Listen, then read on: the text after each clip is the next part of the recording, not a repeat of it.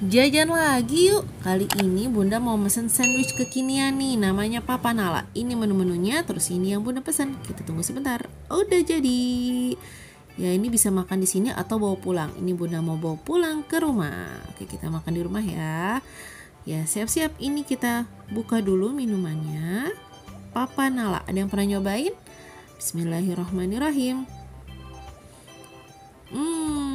Ini tuh kalau kata Bunda sih kayak ada jeruk-jeruknya gitu. Apa sih? Pokoknya milky olanji. Komen di bawah ya. Nah, ini sandwichnya. Tuh. Iya kan? Tebel banget. Ini daging sapi yang Bunda pesan, bukan daging ayam. Bismillahirrahmanirrahim. Bener-bener ini tuh rasanya enak banget, kekinian banget. Dan ngenyangin banget. Oke, silahkan dicoba.